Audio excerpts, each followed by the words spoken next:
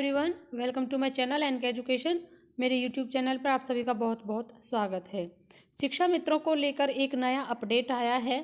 सोचा अब सभी को समय रहते इससे अवगत कराया जाए, क्योंकि इसमें आपका शैक्षिक विवरण भर के जाना है, जो कि अंग्रेजी में हार्ड और सॉफ्ट कॉपी दोनों में उपलब्ध कराने के लिए कहा गया है।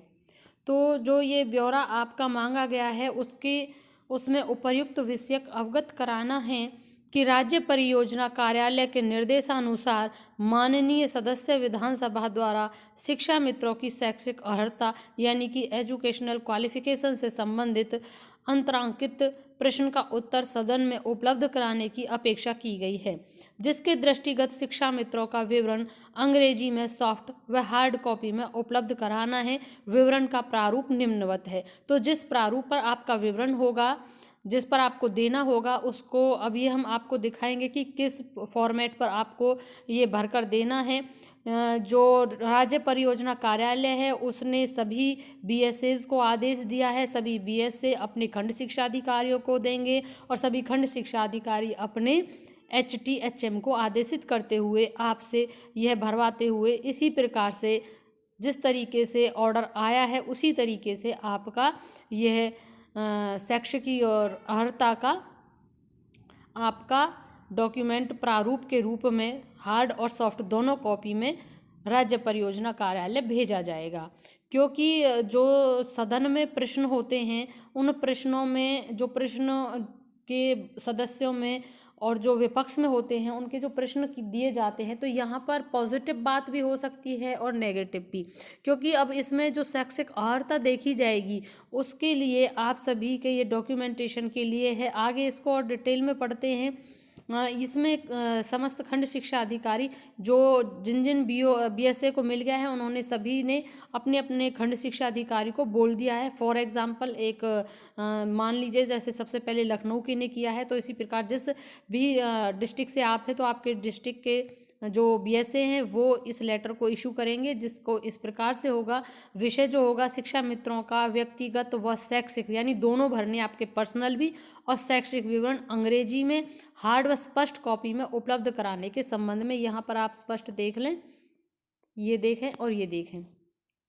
उपर्युक्त विषयक अवगत कराना है कि राज्य परियोजना कार्यालय के निर्देशानुसार माननीय सदस्य विधानसभा द्वारा शिक्षा मित्रों की शैक्षिक अर्हता से संबंधित अत्रांकित प्रश्न का उत्तर सदन में उपलब्ध कराने की अपेक्षा की गई है। क्योंकि वो प्रश्न पूछा गया था, अब उसका उत्तर देना है, उसका उत्तर प्रूफ के साथ दिया जाएगा। तो जिसके दृष्टिगत शिक्षा मित्रों का विवरण अंग्रेजी में सॉफ्ट व हार्ड कॉपी में उपलब्ध कराना है।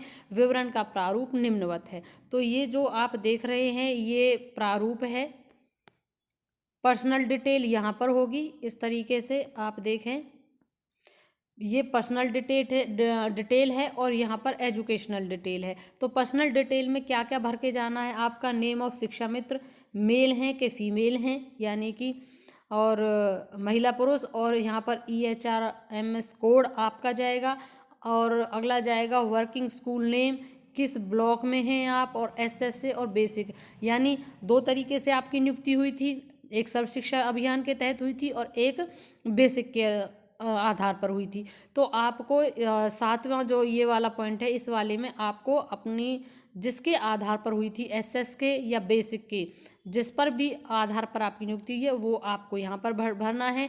फिर इस 8वें कॉलम में आपको फर्स्ट ज्वाइनिंग स्कूल नेम लिखना है, यानी कि जिस स्कूल में आपकी ज्वाइनिंग हुई थी, पहला स्कूल जो था उस स्कूल का नाम होगा, उसी का फिर ब्लॉक होगा। फिर इंटरमीडिएट यस और नो, और यानी आप 10वीं पास हैं, 12वीं पास है, इंटरमीडिएट का है 12वीं पास है, यस और नो यहाँ पर आप लिखेंगे। फिर ग्रेजुएशन का है, आप हैं या नहीं है, यस और नो यहाँ पर आप लिखेंगे। इसी तरीके से एजुकेशनल शुरू हो गया है आपका यहाँ पर ये, क्योंकि पर्सनल में तो आपका यहाँ तक आ गया, ये ब्लॉक तक था, फर्स्ट ज्वाइनिंग और ब्लॉक तक था।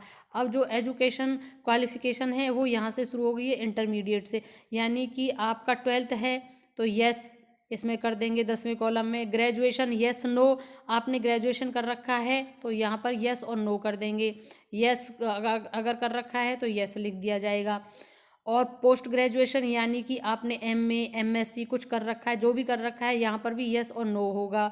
12वें कॉलम में बीटीसी है, फिर आपका बीटीसी पास्ड यस और नो, यहाँ पर भी यस और नो आपका जाएगा। बीटीसी कर रखा है तो यस करिएगा। बीटीसी वैसे आप सभी को करा दिया गया था।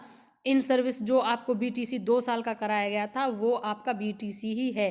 तो मेरी जो नॉलेज में है, मैं अपनी नॉलेज के आधार पर कहूँ तो सभी शिक्षा मित्रों का बीटीसी है, क्योंकि इन सर्विस बीटीसी आपको कराया गया है। अब बात करते हैं 14वें पॉइंट की, जिसमें टेट सीटेट पास्ट, ये है मेन। अब आपका कि आप पूछा गया कि टेट कर रखा है कोई भी, यानी यूपी टेट, क्योंकि आप यूपी से बिलोंग करते हैं, यूपी टेट कर रखा है कि नहीं, और सीटेट, क्योंकि सीटेट यूपी में मान्य है तो सीटेट कर रखा है कि नहीं कर रखा है। तो यहाँ पर भी आपको यस और नो भरना है। अगर आपने कर रखा है तो यस, नहीं कर रखा है तो नो। अगर आपने यूपी टेट कर रखा है तो आपको यस देना, और अगर सी टेट कर रखा है तो भी आपको यस देना। अगर इन दोनों में से कोई सा भी नहीं है तो आपको नो देना है। फिर दे रखा है बीएड का, दे रखा है कि अगर बीएड पास हैं आप तो यस और नो। अगर आपने बीएड भी कर रखा है तो आप यस और नो करें। इससे क्या है कि जो आपकी एजुकेशन क्वालिफिकेशन जा रही है, इसमें ये बहुत इम्पोर्टेंट पॉइंट हो जाता है आपके लिए, क्योंकि यहाँ अब जो अभी रिसेंटली एक ऑर्डर आया था जो कि परमानेंट टीचर हैं उन पर भी संकट मंडराया था उस लेटर को लेकर, जिसमें साफ कहा गया था कि 2010 के बाद एनसीटी को सुप्रीम कोर्ट ने सख्त आदेश दे दिए हैं कि चाहे वो प्राइवेट स्कूल हो चाहे सरकारी स्कूल हो, कोई भी हो, उसमें कोई भी अनट्रेंड टीचर नहीं पढ़ाएगा। तो इसलिए आपका बीटीसी है, आपका यहाँ पर सेफ पॉइंट है, इसलिए आप इसके सेफ पॉइंट में जाते हैं। अब जो प्राइवेट स्कूल्स में हैं जो बिना ट्रेनिंग के हैं, ट्रेनिंग से मतलब समझिएगा आप, जैसे कि प्राइमरी में है तो आपका बीटीसी है, जेवीटी है, हरियाणा में जेवीटी होता है, यूपी में बीटीसी होता है, डीएलएड होता है। तो अगर आप ये हैं तो आप सेफ हैं।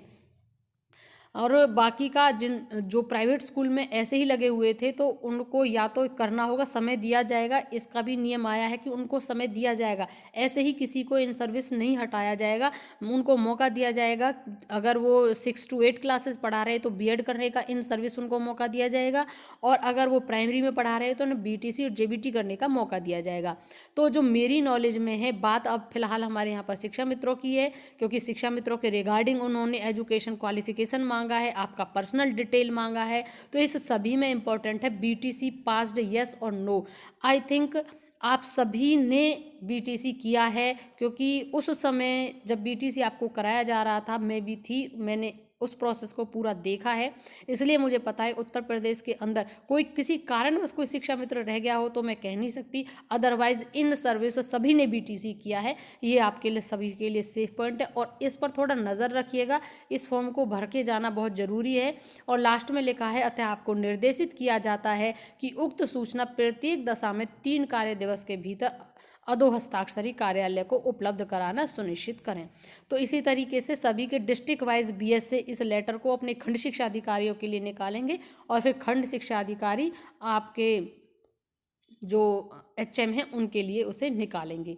तो इस प्रकार से आपसे रिलेटेड जो बहुत इम्पोर्टेंट न्यूज़ थी वो आपको बताई। उम्मीद है ये सभी आप समझ गए होंगे, और विद इन टाइम आप इस प्रारूप के आधार पर अपना सभी डिटेल फिल करें, और चैनल को ज़रूर सब्सक्राइब कर लें, ताकि आपसे रिलेटेड प्रत्येक अपडेट आपको मिलता रहे, और किसी भी चीज़ से आप वंचित ना हो, समय रहते आप उसका फ़ायदा भी उठा सकें। और मेरी मेहनत के लिए एक लाइक ज़रूर करें। Thank you and thanks for watching.